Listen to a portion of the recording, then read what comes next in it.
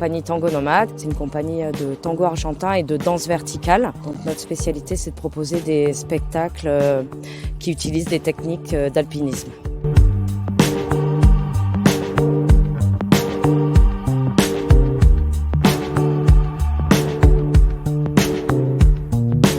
Alors là, pour les 20 ans de la médiathèque, c'est vraiment un spectacle sur mesure en fonction de l'architecture du bâtiment. C'est des artistes qui sont sur un premier tableau suspendus et elles sont vraiment en binôme avec des techniciens cordistes. Ils ont vraiment créé un duo entre cordistes et danseurs. Puis après, on a souhaité aussi faire une choré derrière les vitres et une choré au sol qui utilise les lettrages de l'artiste Dominique Edna Corbal.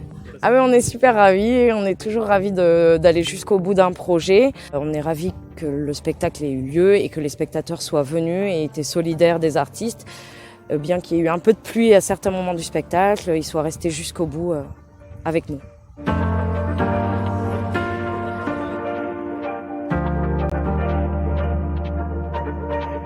À l'heure de la montée de l'obscurantisme, je pense qu'il est vraiment important que le fait culturel, que la culture puisse se développer de manière importante. Et donc cette médiathèque Gabriela Mistral porte ses valeurs depuis très très longtemps. Donc là, c'était l'occasion pour ces 20 ans de renouveler les valeurs que nous, Mairie d'Artigues, nous souhaitions porter au travers de la diffusion du fait culturel dans ce haut lieu de la culture artiguaise. C'est très important de fêter les 20 ans de la médiathèque ce soir. C'est quelque chose qui me tenait à cœur parce que cette médiathèque, je l'ai vue se construire.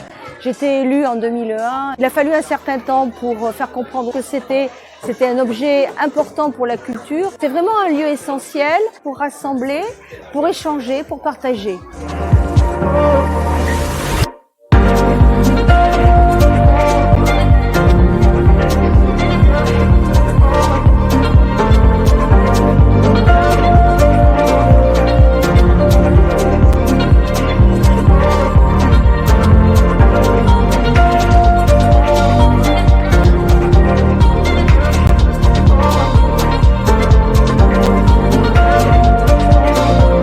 Ces 20 ans, c'est plein d'animations. On a eu tout un programme dans la médiathèque.